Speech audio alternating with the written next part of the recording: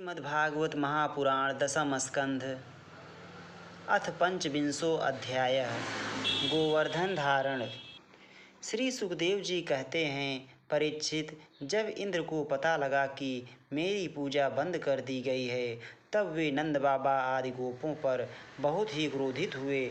परंतु उनके क्रोध करने से होता क्या, उन गोपों के रक्षक तो स्वयं भगवान श्री कृष्ण थे। इंद्र को अपने पद का बड़ा घमंड था। वे समझते थे कि मैं ही त्रिलोकी का ईश्वर हूँ। उन्होंने क्रोध से तिलमिलाकर प्रलय करने वाले मेघों के सांवर्तक नामक गण को ब्रज पर चढ़ाई करने की आज्ञा दी और कहा, ओह, इन जंगली ग्वाल बालों को इतना घमंड! सचमुच यह धन का ही नशा है। भला देखो तो सही, एक साधारण मनुष्य कृष्ण के बल पर उन्होंने मुझ देवराज का अपमान कर डाला। जैसे पृथ्वी पर बहुत से मंद बुद्धि पुरुष भवसागर से पार जाने के सच्चे साधन ब्रह्म विद्या को तो छोड़ देते हैं और नाम मात्र की टूटी हुई नाव से कर्ममय यज्ञों से इस घोर संसार सागर को पार करना चाहते हैं। कृष्ण बकवादी, नादान, अभिमानी और मूर्ख होने पर भी अपने को बहुत बड़ा ज्ञानी समझता है।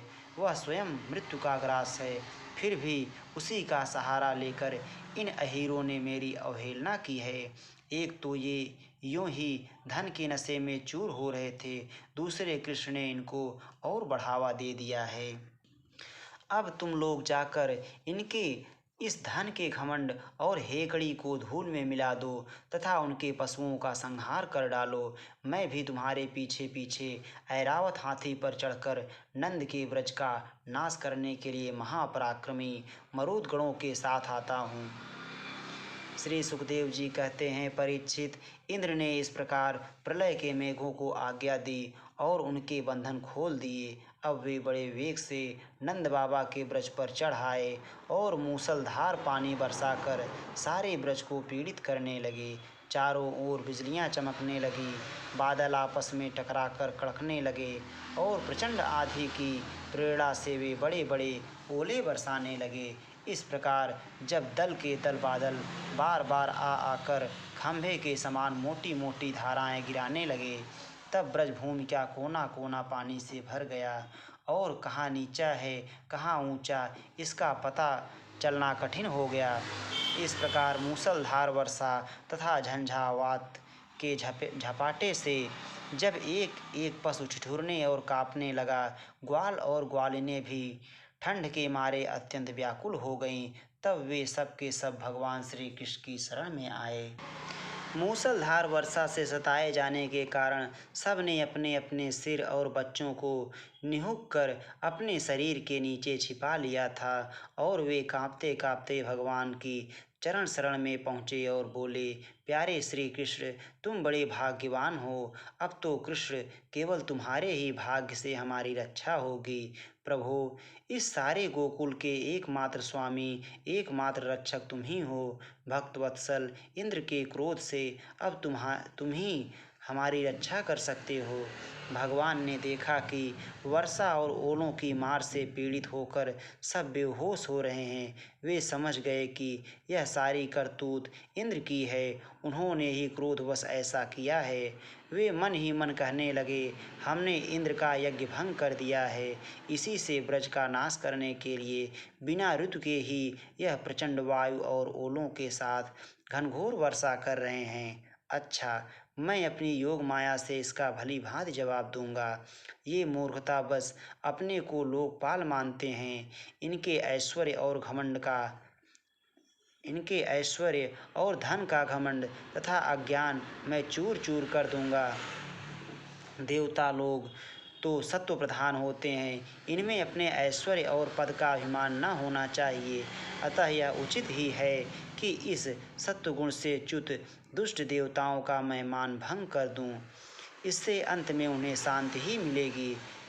यह सारा ब्रज मेरे आश्रित है, मेरे द्वारा स्वीकृत है और एकमात्र मैं ही इसका रक्षक हूँ। अतः मैं अपनी योग माया से इसकी रक्षा करूँगा। संतों की रक्षा करना तो मेरा व्रत ही है। अब उसके पालन का अवसर आ पहुँचा है।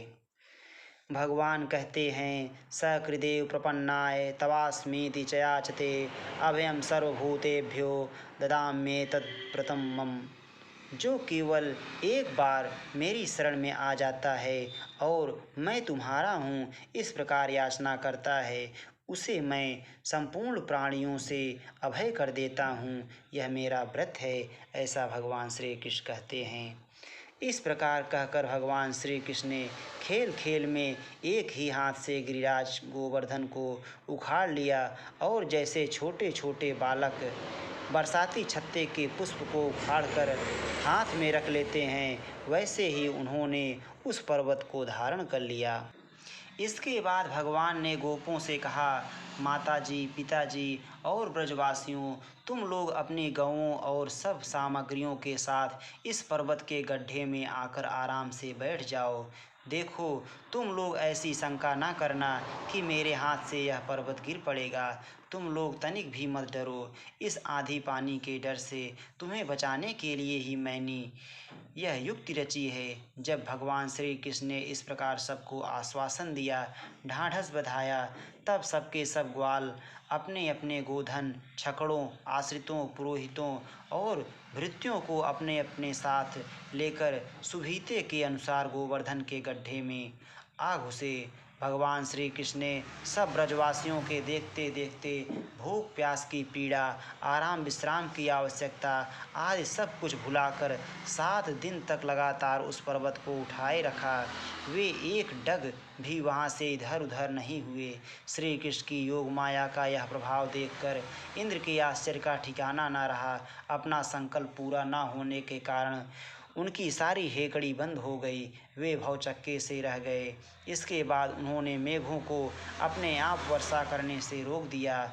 जब गोवर्धनधारी भगवान श्री कृष्ण ने देखा कि वह भयंकर आंधी और घनघोर वर्षा बंद हो गई, आकाश से बादल छट गए और सूर्य दिखने लगे, तब उन्होंने गोपों से कहा, मेरे प्यारे गोपों, अब तुम लोग निडर हो जाओ और अपनी स्त्रियों, गोधन तथा बच्चों के साथ बाहर निकल आओ। देखो, अब आंधी पानी बंद हो गया तथा नदियों का पानी भी उतर गया। भगवान की ऐसी आज्ञा पाकर अपने अपने गोधन, स्त्रियों, बच्चों और बूढ़ों के साथ ले तथा अपनी सामग्री छकड़ों पर लाद कर धीरे धीरे सब लोग बाहर निकल आए। सर्वशक्तिमान भगवान श्री कृष्ण ने भी सब प्राणियों के देखते देखते खेल खेल में ही गिरिराज को पूर्ववत उसके स्थान पर रख दिया।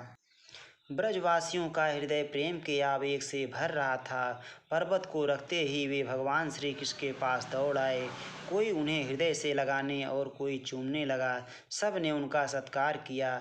बड़ी बूढ़ी गोपियों ने बड़े आनंद और स्नेह से दही, चावल, जल आदि से उनका मंगल तिलक किया और उन्मुक्त हृदय से शुभ आशीर्वाद दिए। यशोदा रानी, रोहिणी जी, नंद बाबा और बलवानों में श्रेष्ठ बलराम जी ने स्नेहातुर होकर श्री कृष्ण को हृदय से लगा लिया तथा आशीर्वाद दिए। परीक्षित, उस समय आकाश में स्थित देवता, साध्य, सिद्ध, गंधर्व और चारण आदि प्रसन्न होकर भगवान की स्तुति करते हुए उन पर फूलों की वर्षा करने लगे। राजन, स्वर्ग में देवता लोग शंख और नौबत बजाने लगे। तुम्बुरु आदि गंधर्वराज भगवान की मधुर लीला का गान करने लगे।